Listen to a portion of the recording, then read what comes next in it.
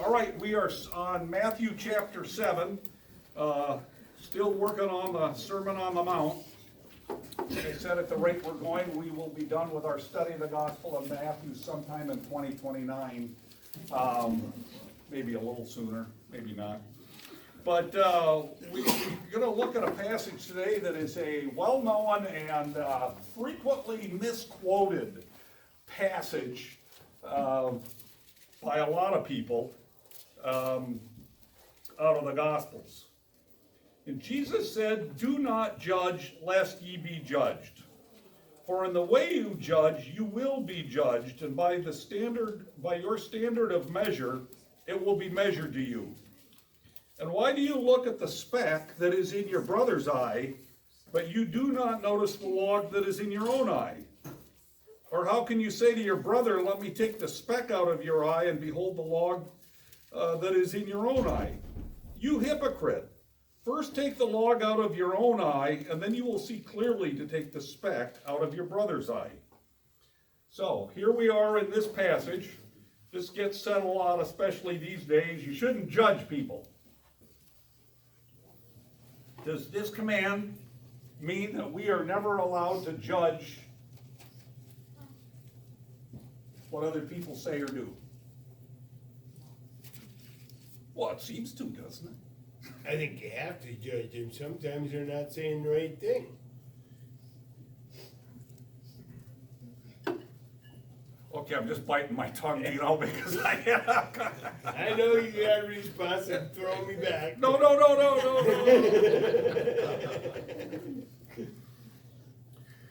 This touches on an interesting topic, because of course what we're talking about here is, what does the Christian life look like? And beyond that even, what kind of people do we want to be? What kind of people do we aspire to be? And this becomes really important, because you hear this said a lot in our culture today. Whenever any particular issue comes up, anybody that stands up and wants to say this is morally wrong, what do they hear? Well, who are you to judge, right? Who are you to say I'm wrong?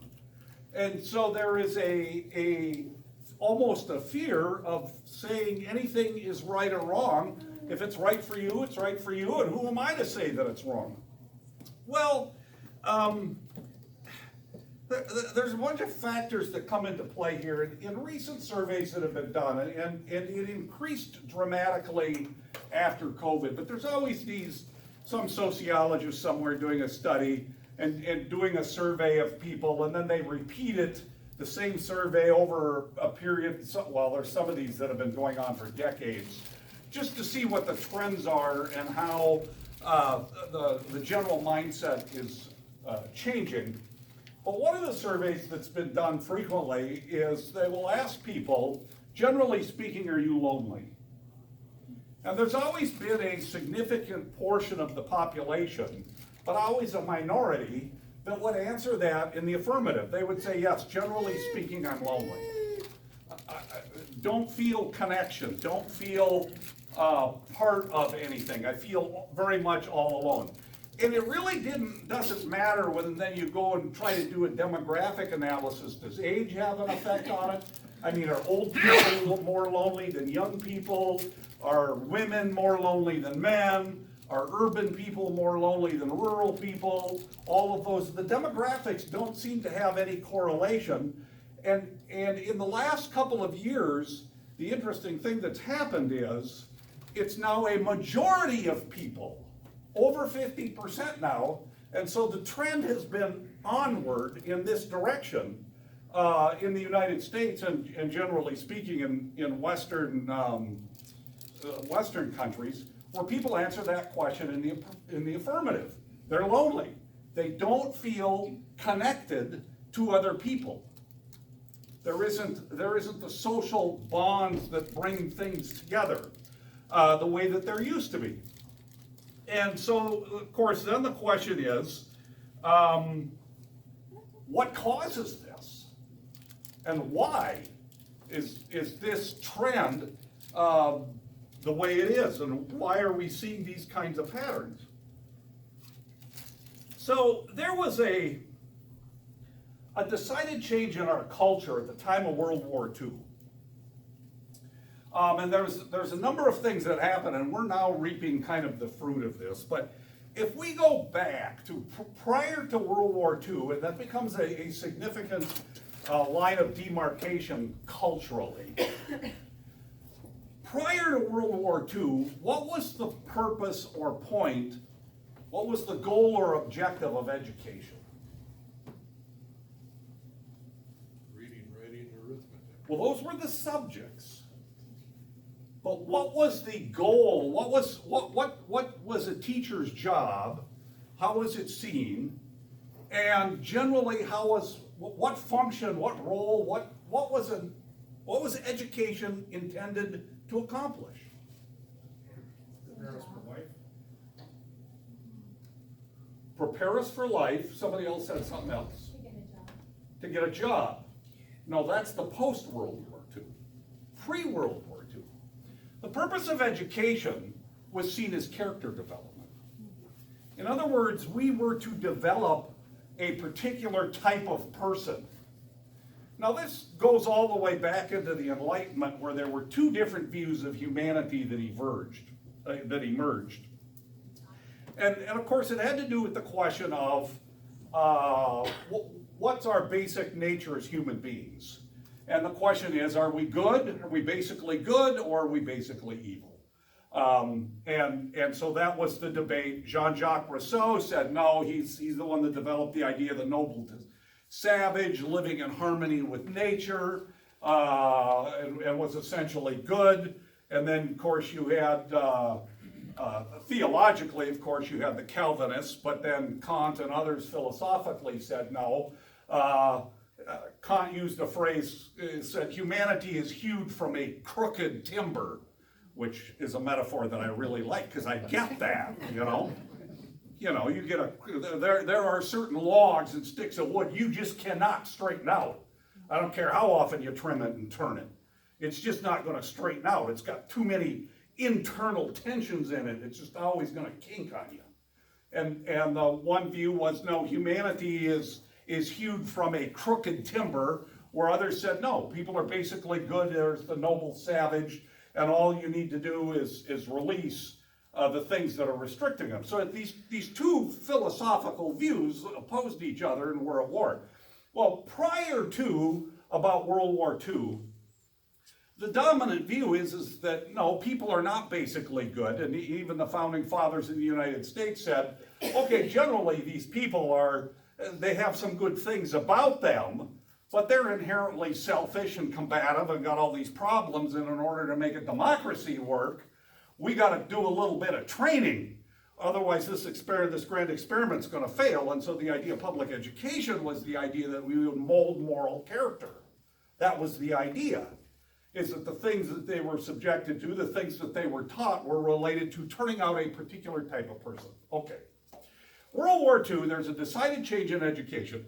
Now, prior to World War II, how far did most people go in school? 8th grade, there you are.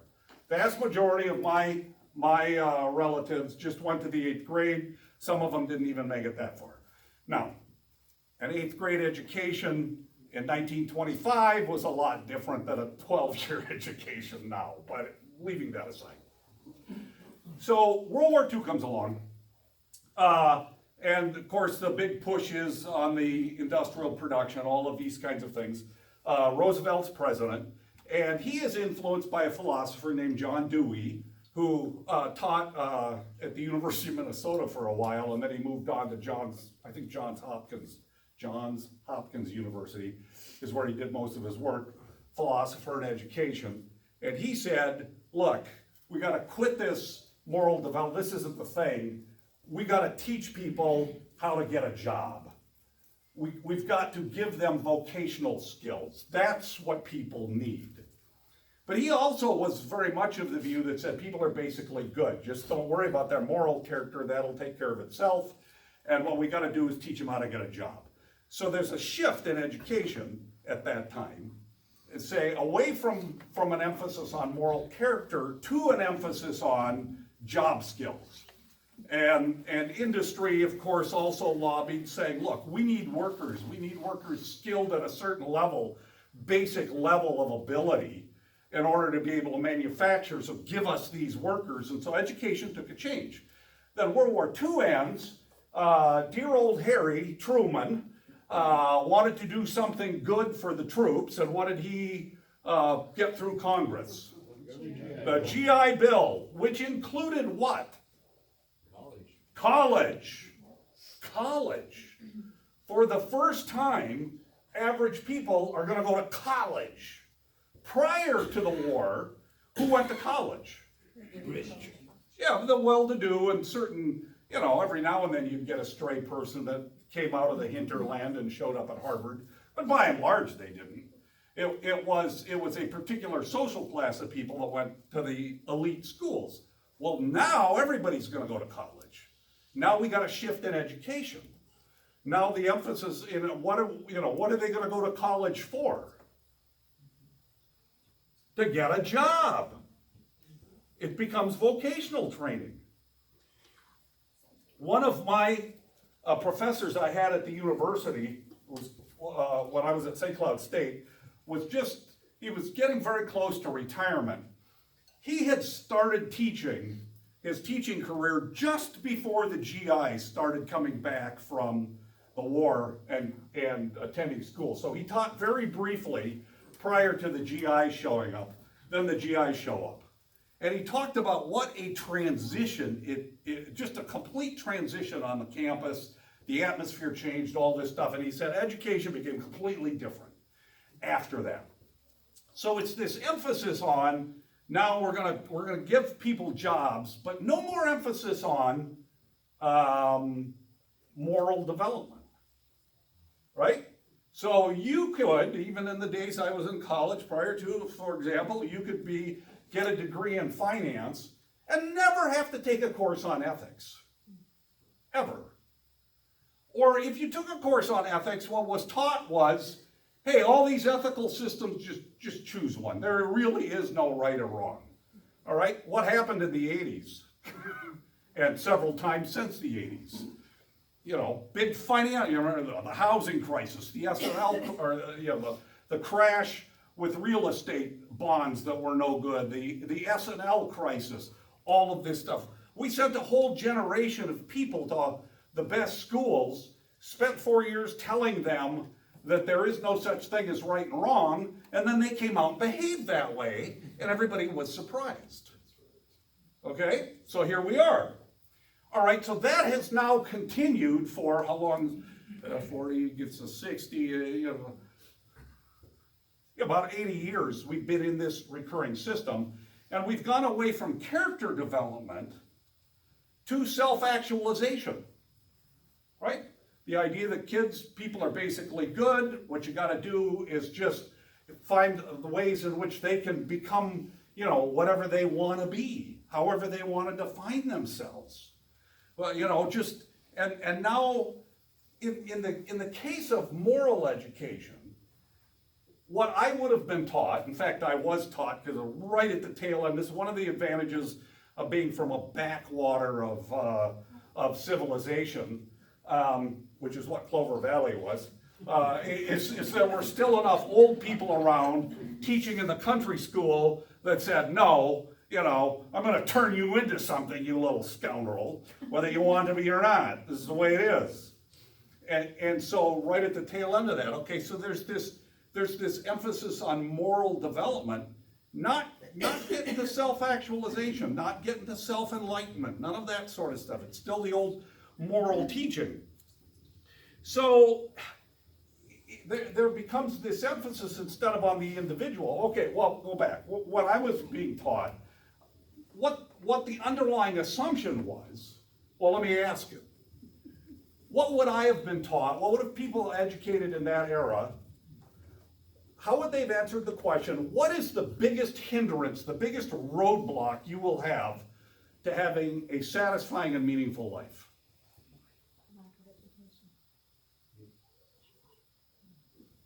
What would have been the biggest roadblock to me having a satisfying and meaningful life? In their opinion or? in reality? their thinking. Not now, in their thinking. And what year was this? I was around where the flavor of pre-World War II still existed. What would have been in that era, and go back, what would have been the biggest roadblock you would have had to living a satisfying and meaningful life? Nobody knows? You! I would have been the biggest problem to me living a meaningful and satisfying life. I'd have been my own worst enemy. And the purpose of education, and not just education, all sorts of things within culture, would have been to help straighten out the crooked timber of my life, so that I wouldn't any longer be the biggest roadblock. All right? Today, what is the biggest roadblock to you having a meaningful, satisfying, and productive life? Everybody else. Everybody else. Anybody in authority, right? Authority structures, right? The government keeps you from having a meaningful and satisfying life, right? Big business keeps you from having a meaningful and satisfying life. Go down the list. If you're white, I don't know what the problem is. If you're black, it's the white people that keep you from doing it, right? If you're not American, it's the Americans that are keeping you from doing it. And it's the whole switch away from the idea that I need to have my moral character developed, and I'm my own worst enemy, to everybody else is the problem, the system is the problem, the institutions of culture are the problem, and we need to get rid of all of those. And it comes back to that switch between, am I basically good or am I basically bad? And if I'm basically good, then all I need to do is be let loose and get rid of all the restraints that keep me from being who I really am. Okay, so for a better part of 60 years, we've been telling people they're basically good, that it's the institutions of culture that are the problem. You got to get rid of the restraints. You got to get rid of the restrictions, so that you can just be what you want to be. And what's the consequence of that been? Yeah. A greater number of people than ever before reporting that they feel disconnected from any sense of community. They feel lonely. And what is worse than that sense of intense loneliness? I am all alone in the universe. That is a terrible weight of existential despair. Because where will that take you eventually?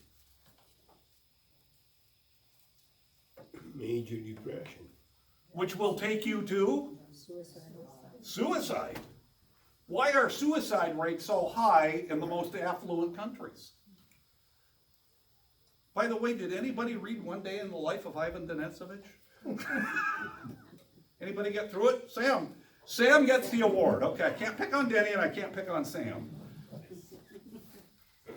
Loneliness. We're disconnected from one another because we've lost the idea that the biggest challenge that we've got and the biggest need we should be addressing in our lives is our character development.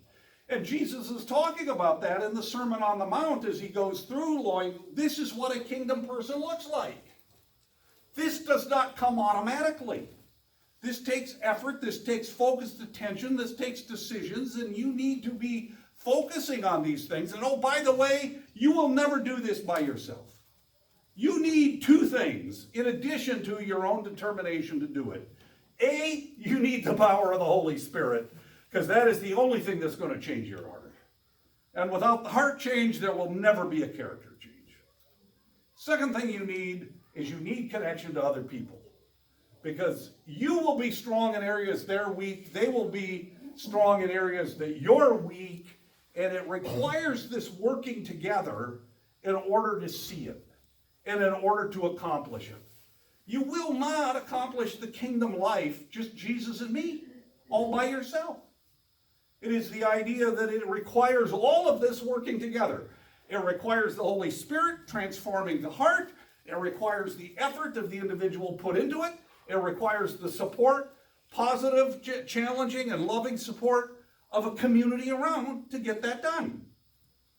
Now, what destroys a sense of community and what destroys relationship faster than a judgmental attitude? It's a trick question. Almost nothing. Almost nothing. Now, here becomes a question. When you first meet somebody, you're a total stranger, you just meet them for the first time. What's the first thing you notice about them? Outward appearance. What's that? Outward appearance. Outward appearance, okay. So you'll notice that. What else will you notice about them? Are they grumpy? Are they happy? Attitude? Demeanor. Their general demeanor, okay? What else? Oh, eye contact.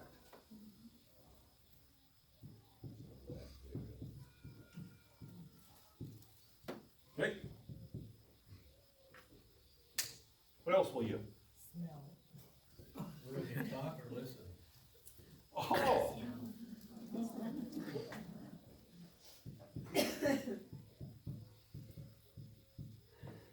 That's good. That's a good point. What else do you notice about them?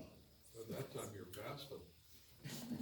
By that time you've already evaluated, do I want to spend time with this person and get to know more, or should I just move along? Yeah, that's right. Right? Yeah. That's what you've done.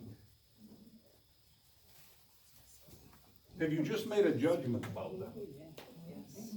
Yep. Yep. You've just made judgment. So what's wrong with that? That's what I Shelley, do. didn't you read? It says don't I judge. said it, don't judge, I know, but, there's always a but. There's always a but, huh? I mean, how do you not judge someone you walk up to that you don't know? I mean, it's just part of our sinful nature and makeup of person we are. And it just comes with the territory.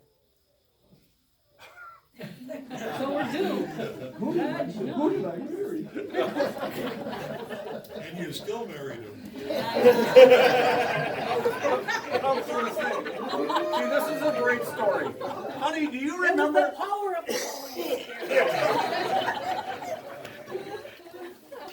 Okay, you spoke up, so now you brought the fire on yourself. Yeah, I know, it's my job. Do you, That's why you married me. do you remember the very, very, very first time we met? She's never gonna say another word, so they spoke last. Remember, his version's way different than mine.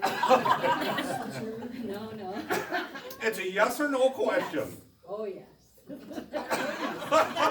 Oh, now she's changing her story. Let's see. Did you make a judgment based upon Oh, sure. on my appearance that Look day? at that good-looking hunk of. Shelley, you're in church. You shouldn't be lying. False. Did you listen to the sermon? How should we respond when we meet another person? Compassion, respectfully, graciously. Cautiously.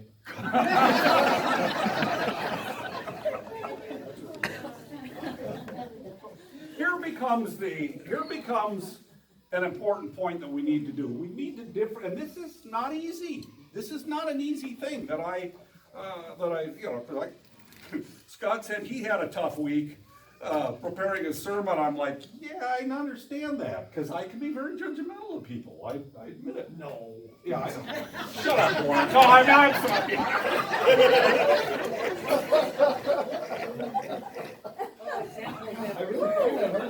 Yeah, take a breath. You'll get over being stunned. Self-confession time. do we know what it is to view a person versus, as instead of their ideas or their attitudes or their demeanor? All of those, and we can keep adding to that list. See, here becomes the difficulty that we have is that we unconsciously equate the person with their beliefs. So if you say something theologically and I say to you, that's heresy. This gets me in trouble periodically. Somebody will say something theologically, I'll go, that's heresy. Now, if I say that's heresy, am I attacking the person or the idea? If I call him a heretic, what am I doing? No, I'm attacking the person. And it becomes very difficult for us, unless we start to understand some very important things, that there is a differentiation between my ideas, my concepts, my attitudes, my demeanor, my vocabulary, my skin color, my ethnicity. Keep adding the list down. And what Jesus is saying when he says, don't judge, do not judge, is he's saying, look, don't evaluate a person's value, significance, and importance based upon these things. That whenever we meet another person, what we are getting a glimpse of is the face of God. Because every human being is made carries within them the imago Dei, right? We are created in the image of God. Which means every person we meet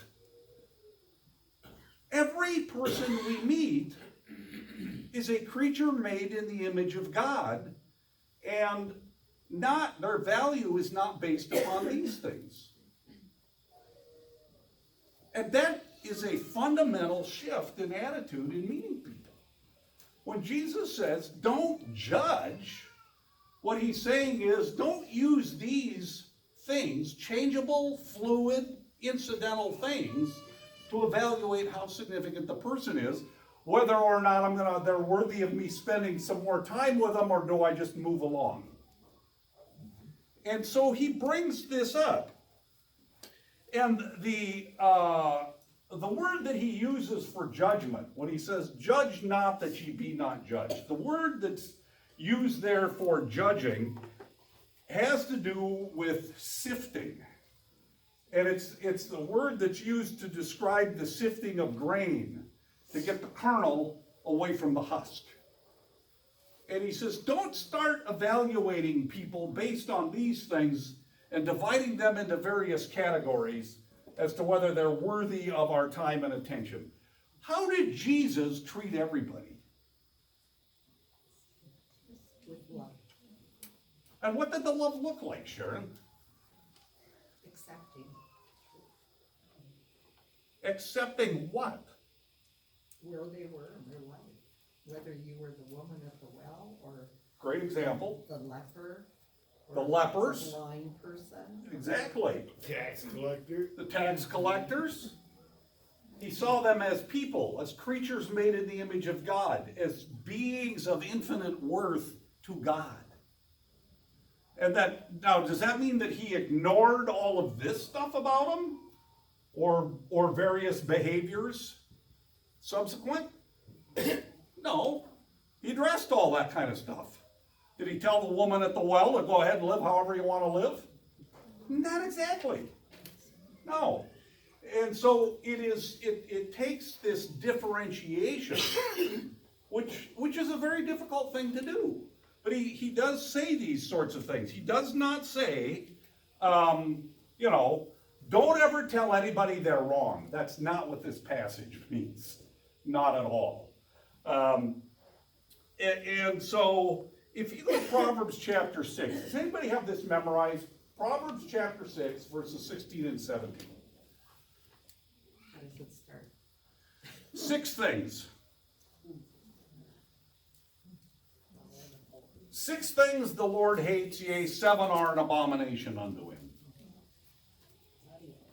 Haughty eyes, a lying tongue, Feet that run swiftly to evil. hands that, or feet that rush to shed innocent blood, and it goes all the way down. And what's the seventh that he really abhors? Creating The one who discord. sows discord among the brethren. 6 things the Lord hates, yea, 7 are an abomination unto him. Haughty eyes, lying tongue, hands that, feet that rush to shed innocent blood. Even I don't have it memorized. Okay, you all got to pass on that one. And then the last one, the one who sows discord among the brethren. Says those are the things God hates. What are haughty eyes? When he says God hates haughty eyes, that's obviously a metaphor, a euphemism within that culture. What would the corresponding expression be in our culture? Looking down on people. Looking down your eyes, rolling your eyes. Yeah. What does rolling your eyes indicate? Contempt. Contempt for what? Person. The person. This is where I was listening to a marriage counselor, and apparently they were doing research on this, but they said if a couple comes in for marriage counseling, and you have a very astute counselor, he or she will pay attention to the couple as they're talking. And he said if either one of them rolls their eyes 3 times or more during the course of the hour, he said the marriage is done, you can't save it. He said 90-some% probability they're gonna get divorced, you can't do anything. Well, why would rolling your eyes at the other person be the indicator? Because it shows contempt for them as a person. Eye rolling is a sign of contempt. And so when it says God hates haughty eyes, well, looking down your nose, rolling your eyes at somebody, not basically necessarily just for something they said, because we roll our eyes. Shelley rolls her eyes at me all the time. I'll make some smart aleck comment. or 3 times, yeah. I keep track every day. I keep a tablet. I better be careful what I say. I don't want 3 times in one day. Now, by correspondence, does this mean that we are soft on sin and we can never actually tell anybody they're just out of line? Oh, there they are. Thanks, Warren. Yeah. You're a good man, Warren, in spite of everything that I say about you, all right?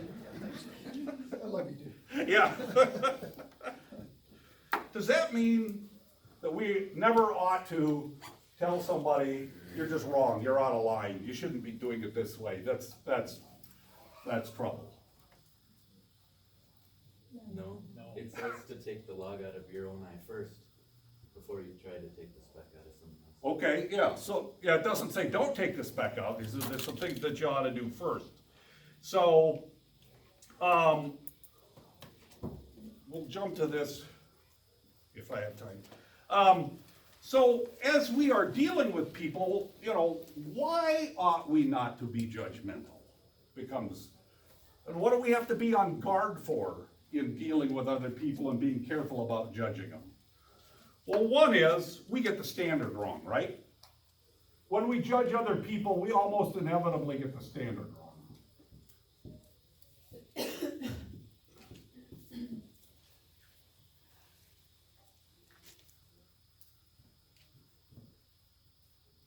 How much inclination do we have to come down hard on somebody else, but cut our own selves an awful lot of slack? Right? We minimize our own faults, we maximize other people's faults. That's what Jesus is getting at. Hey, you're worried about that guy's speck. Okay, well, the speck's a problem. Anybody ever had a wood chip in their eye before? Or a steel shaving? Yeah, that's a problem. You're gonna deal with that. However, if you've got a plank in your eye, you better deal with that before you deal with somebody else. So what he's saying is, we get the standard wrong. Because very rarely do we really know everybody's story. Are we ever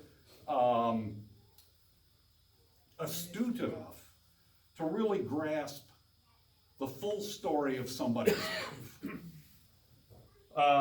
And that reflects back to the fact that people are saying that they're lonely. Well, in order for me to not be lonely, I need to connect with you or somebody on a deeper level than just a superficial level. There's gotta be a deeper connection there. Otherwise, you can be in the middle of a whole bunch of people that you know all their names and you know all the details, but still be lonely, because that's what loneliness is. It's a failure to connect at a deep level. And so it requires that. We rarely get the standard right because we don't know the full circumstances of somebody's life. And how many of you have had the circumstance where you saw somebody doing something and you're like, why is that person that way? Geez, come on. I mean, this isn't tough. You can straighten that out. And then you get to know them better and you hear their life story. You hear about something they went through. You hear about, and all of a sudden you go, okay, now I get it. Now I get why they're that way. It is the connection as it goes on, as we know who they really are. We know the whole person. We get to know them at a deeper level.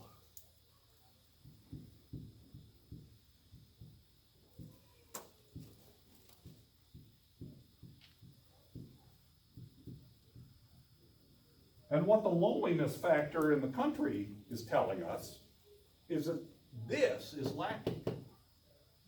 This isn't taking place anymore. This isn't taking place in churches and communities.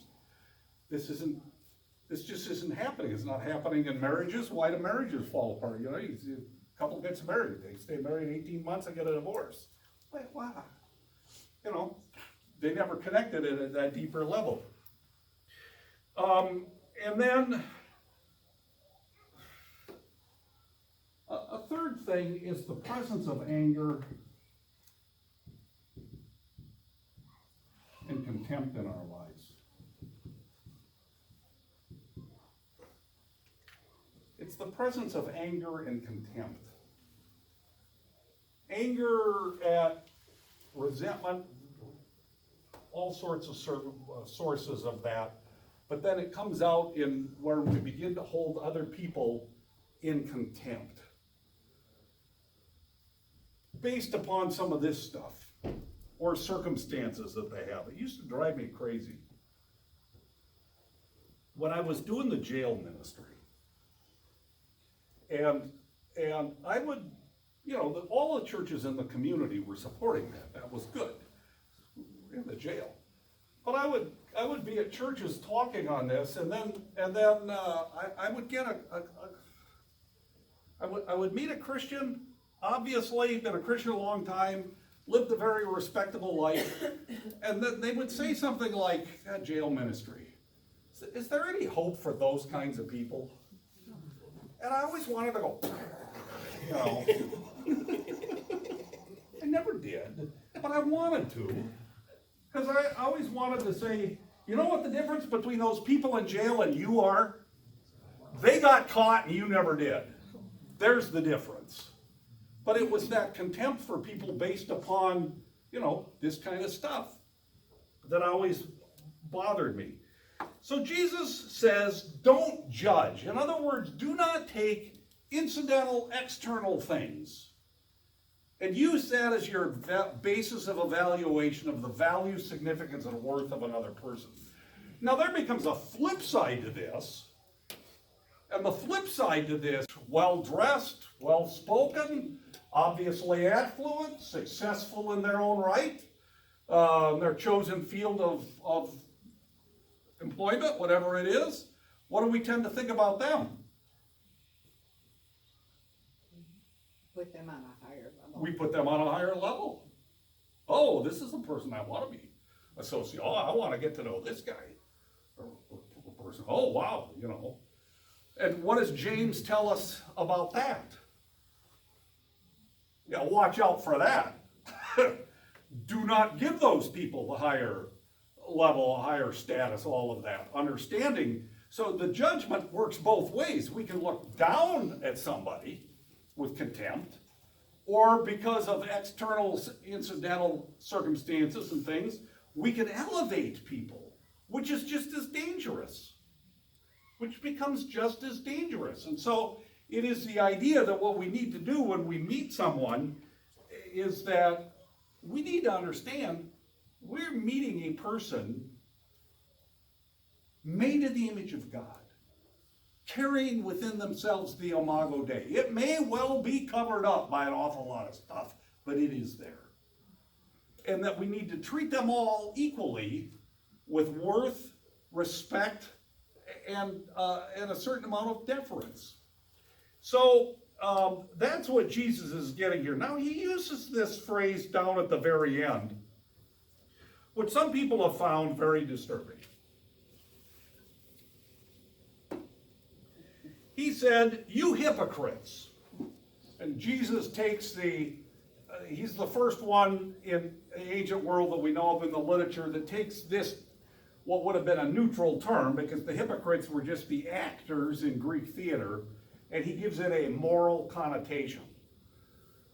You hypocrites, you people that act one way and you do something else.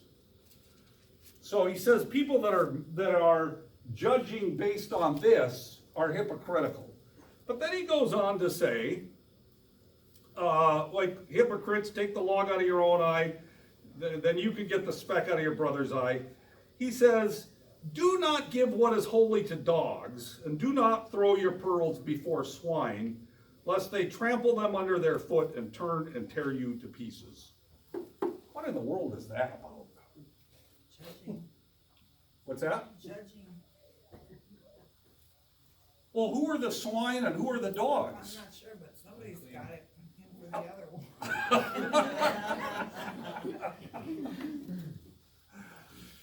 What were dogs like in the ancient world?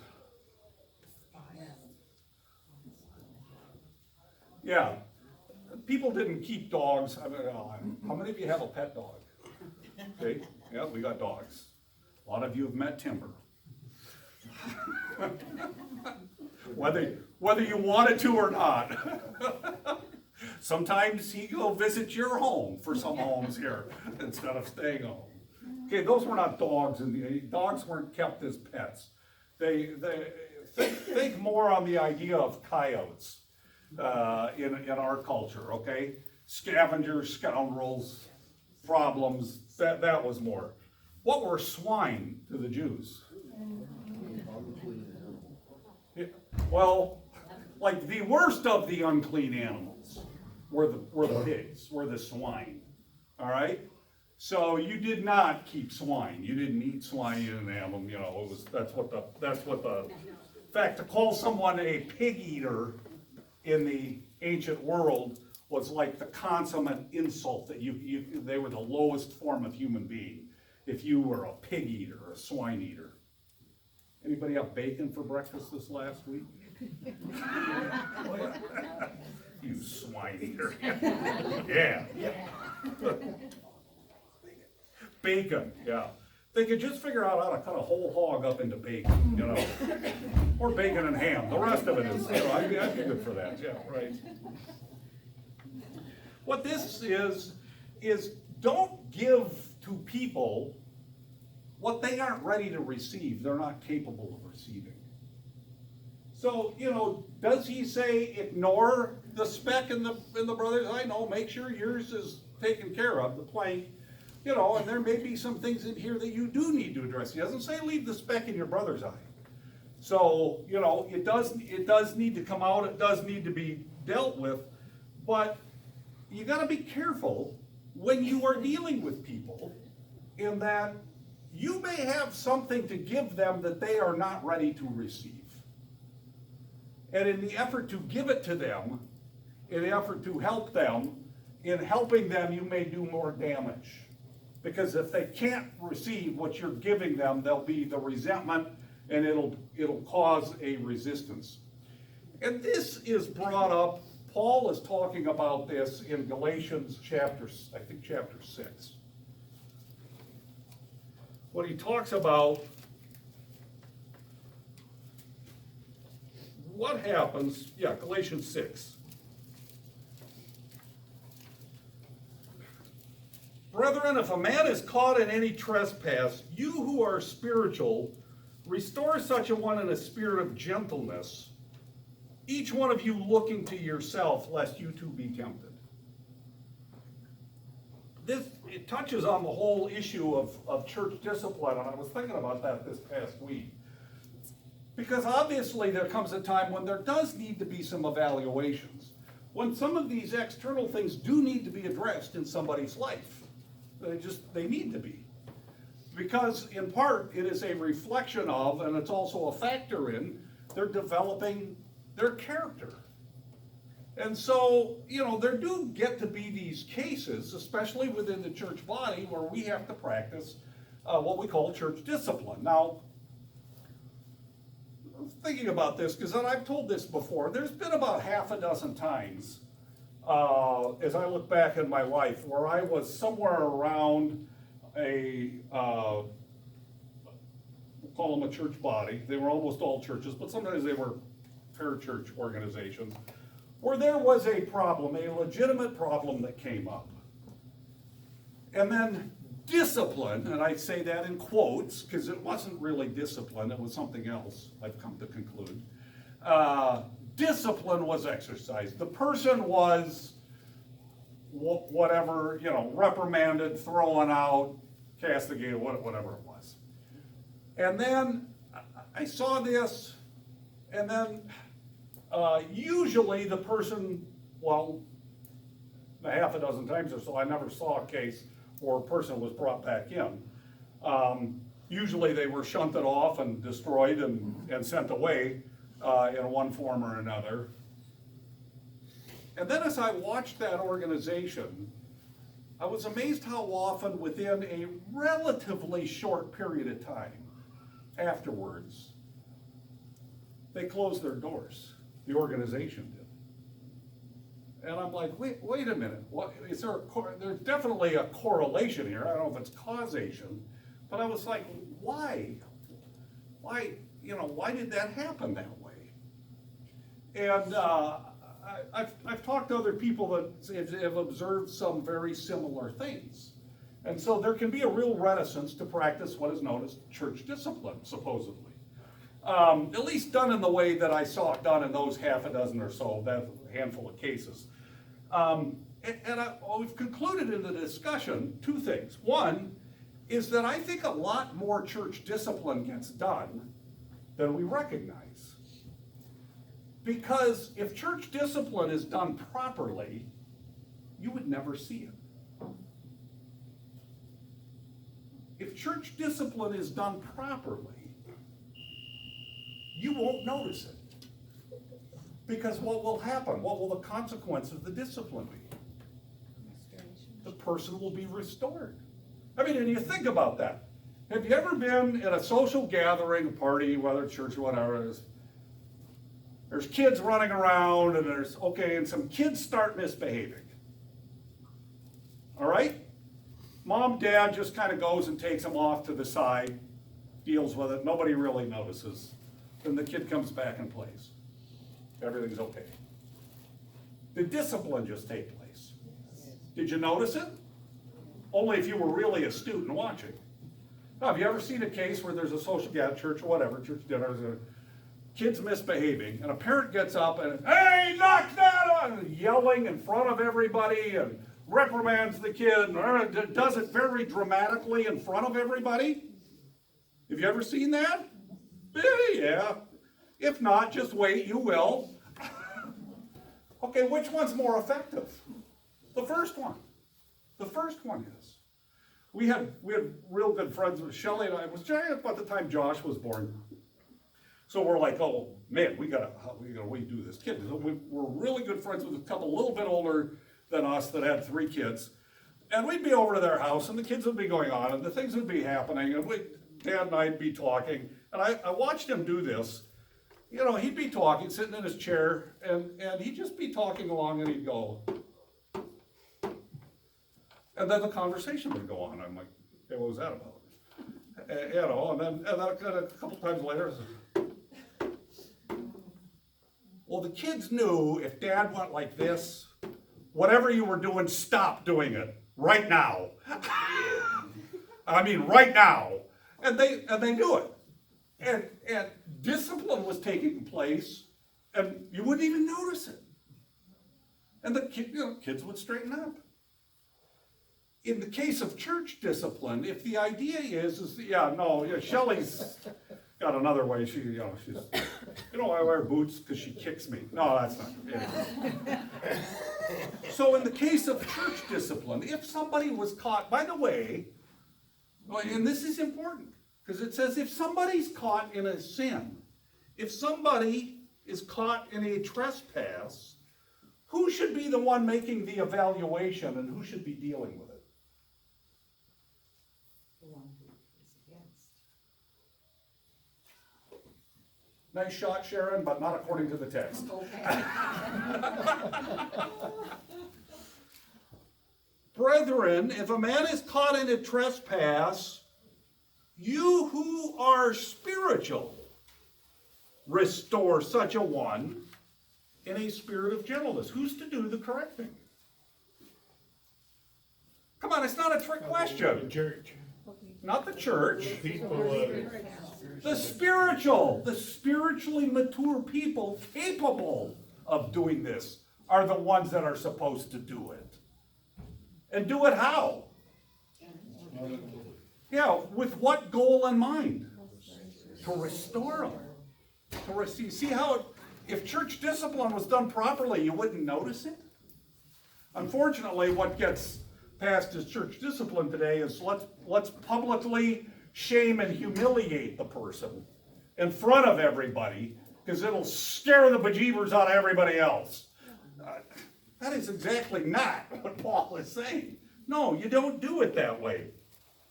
The one that is spiritual, the ones who are spiritual are to do the disciplining. And what are they to be on guard for? That they don't do the same That thing. they don't do the same thing. That they don't fall also. And so when Jesus says, judge not that ye be not judged, he's not saying, no, there's no place for evaluation. He's not saying that, because obviously later on he says, hey, he talks about this whole thing with dogs and pigs and other things, and he talks about your own problems. But what he's saying is, don't judge people. Don't evaluate people's worth and significance based upon external factors. There needs to be a differentiation. The reason we don't do it is because we get the standards wrong. We don't know enough. And we have our own problems with anger and contempt for other people that we have to be on guard for and deal with those issues ourselves. And then the next step is, when there are issues, and there are issues, there's no doubt about it. It's to be done in such a way not to maintain the doctrinal purity of the organization, but with the idea of saying, no, this person's got a problem and we want to restore them. We want to bring them in. And what does that wind up doing? It winds up generating a connection at a deeper level, which will then eliminate loneliness. Now, that doesn't mean it's all pleasant. But hey, discipline isn't always pleasant. And if you have any memories growing up of being disciplined that wasn't very nice, well, okay. But the fruit of it, James says, later on, that discipline yields the fruit of the character transformation in which we reflect the being and person of Jesus Christ. Is that the first bell or second bell? That's the second bell. All right, let's close in prayer. Lord, we praise you for your word that you've given to us. We thank you for the fact that you don't just leave us, but by the power of your Spirit, you are at work transforming us into the people you want us to be. May everything we say and do in our lives bring honor and glory to you. We thank you for the worship service that's ahead and pray that you will be pleased with everything that's said and done. Take us into the remainder of this day and this week by the power of your Spirit. So we pray these things in Jesus' name.